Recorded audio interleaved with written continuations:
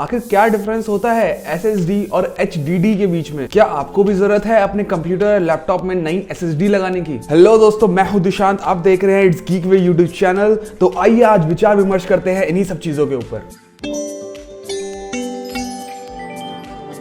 देखो यार, आप अपने कंप्यूटर के अंदर कितना भी महंगे से महंगा प्रोसेसर क्यों ना लगा लो, 6000 से 1,60,000 तक का प्रोसेसर क्यों ना लगा लो, अब 7000 से लेकर 70,000 का RTX 3070 वाला ग्राफिक कार्ड क्यों ना लगा लो, आपके कंप्यूटर की, आपके लैपटॉप की जो सिस्टम की परफॉर्मेंस है और जो उसकी स्मूथनेस है सबसे ज़्यादा भाई डिपेंड करती है SSD के ऊपर। आपकी SSD सबसे ज़्यादा हेल्प करती है आपकी विंडोज़ को सबसे ज़्यादा फास्ट बूट करने के लिए। आपके जितने भी गेम्स है अगर आपके SSD के अंदर इंस्टॉल्ड है तो आपके गेम्स काफ़ी जल्दी फास्ट बूट अप होंगे।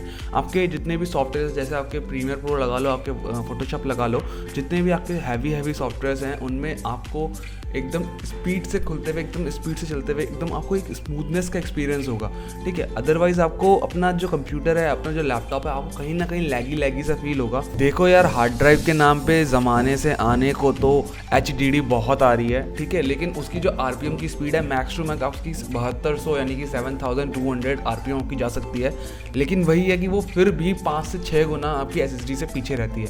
आपकी हार्ड ड्राइव में कितना भी ज़्यादा स्पेस क्यों ना हो, भले ही वो आपकी 1 TB की हार्ड ड्राइव हो या फिर आपकी 14 TB की हार्ड ड्राइव क्यों ना लगी हुई हो, क्योंकि मैक्सिमम आपकी अभी 14 TB की हार्ड ड्राइव निकल चुकी है, बट आपकी हार्ड ड्राइव का स्टोरेज कितना भी ज़्यादा क्यों ना हो, आपकी हार्ड ड्राइव स्लो फिर भी आपकी परफॉर्मेंस आपकी उतनी ही रहेगी और SSD से कम ही रहेगी। अगर आप अपने लैपटॉप अपने कंप्यूटर के अंदर 120 GB की या फिर 128 GB की जो गीगाबाइट की SSDs आती हैं या फिर बहुत सारी WD ग्रीन की आती है, अगर आप वो भी लगा लेते हैं फिर भी SSD की स्पीड आपकी 5 से 6 गुना ज़्यादा रहेगी आपकी 14 TB या 1 TB के हार्ड डिस्क के। चलो हम बात कर लेते हैं मोटा कि आपका SSD और HDD के बीच में डिफरेंस क्या होता है। देखो यार, 2 टाइप की हार्ड ड्राइव आती हैं। एक पहले के ज़माने में चलती आ रही है जो HDD, वो आपकी मैक्स टू मैक्स स्पीड आपकी 7200 RPM निकाल देती है, और वहीं पे आपकी अब नई ज़माने की SSD आ गई है जिसकी ज़रूरत बहुत टाइम से बहुत से लोगों को थी, क्योंकि स्टोरेज के नाम पे अगर सिर्फ आपको स्टोरेज ही चाहिए थी अपनी हार्ड ड्राइव के अंदर तो आप HDD यूज़ कर सकते हो। अभी भी आपकी HDD आपकी आ रही है मार्केट्स के अंदर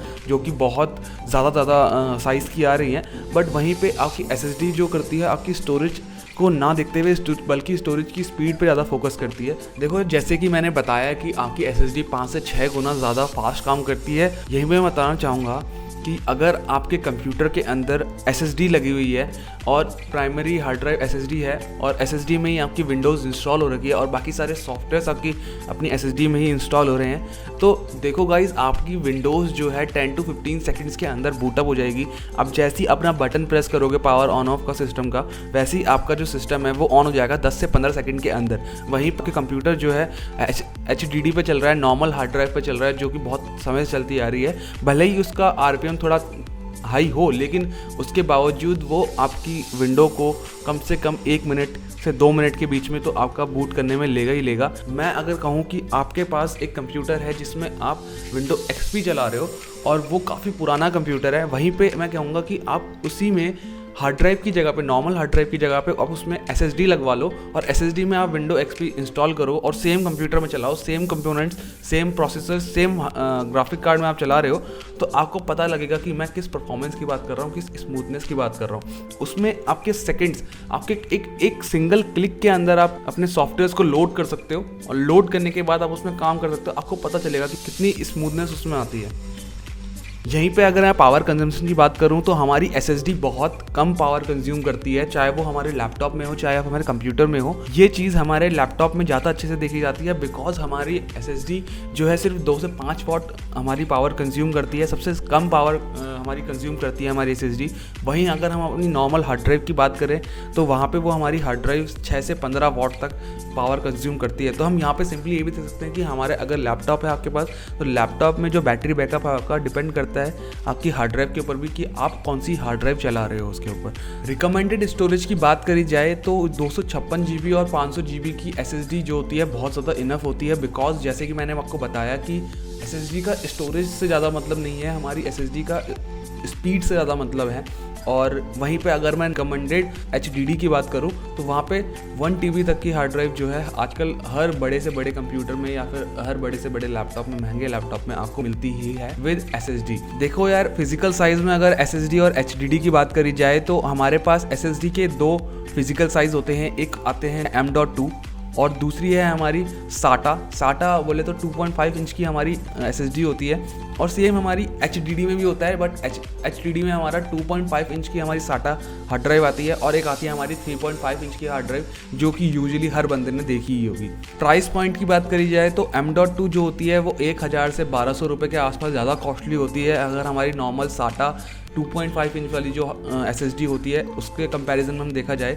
और दोनों के प्राइस जो हैं वो ऑलमोस्ट 2500 या 2600 के आसपास रहते हैं और M.2 के थोड़े 1000 या 1200 ऊपर हो सकते हैं। बट आजकल अमेज़ॉन पे ये सेम 2500 या 2600 के आसपास ही प्राइस इनका दोनों का नज़र आ रहा है।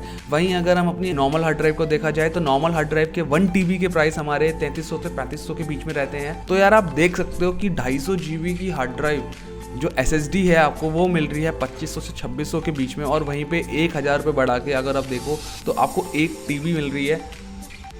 ये इतना बड़ा डिफरेंस जो है, ये इतना बड़ा डिफरेंस स्टोरेज साइज में सिर्फ इसी वजह से है क्योंकि स्पीड ज़्यादा मिलती है हमें SSD में, 5 से 6 गुना स्पीड ज़्यादा मिलती है हमको SSD में।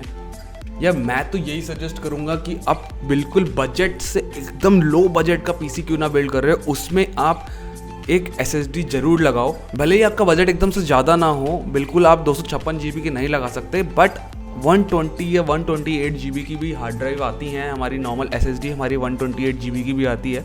परफॉर्मेंस आपको वही मिलेगी, बस उसमें स्टोरेज का थोड़ा दिक्कत होती है। मैंने उसके ऊपर मैंने वीडियो बना रखी है, डिस्क्रिप्शन में आपको लिंक मिल जाएगा, ऊपर आई बटन में भी आपको लिंक मिल जाएगा। बट लिटरली गाइज, आप अगर एक बार अपने कंप्यूटर में SSD लगा लोगे तो आपको परफॉर्मेंस में, आपकी स्मूथनेस में आपको डिफरेंस देखने को मिलेगा, ज़रूर मिलेगा। बेस्ट बजट गेमिंग लैपटॉप या बेस्ट बजट गेमिंग कंप्यूटर आप PC बिल्ड करते हो, आपको सबसे ज़्यादा उसमें बेस्ट कॉम्बिनेशन ये मिलता है कि आप 120 या 128 GB की SSD हार्ड ड्राइव लगा लो और उसके साथ साथ आप 500 GB की हार्ड ड्राइव लगा लो, नॉर्मल हार्ड ड्राइव जो HDD जिसकी मैं बात कर रहा हूँ, तो वो बेस्ट कॉम्बिनेशन देती है। आपको जितना ज़्यादा आपको स्टोरेज यूज़ करना हो आप 500 GB की हार्ड ड्राइव में से यूज़ कर सकते हो, और जितनी आपको स्मूथ रन करानी है, आपको अपनी विंडो इंस्टॉल करनी है, देखो 60 से 70 GB आपकी नॉर्मल विंडोज 10 ले सकती है। और बाकी कुछ सॉफ्टवेयर आप इंस्टॉल करते हो तो 10 से 15 GB आप उसका मान के चलो, तो बचा कुछ जितना भी डाउनलोड्स के आपके उसमें जाएंगी, आपके पिक्चर्स के उसमें जाएंगी, आपके डॉक्यूमेंट्स जाएंगे कुछ ना कुछ उसमें, तो वो आपका कहीं ना कहीं स्टोरेज को फुल कर देगी।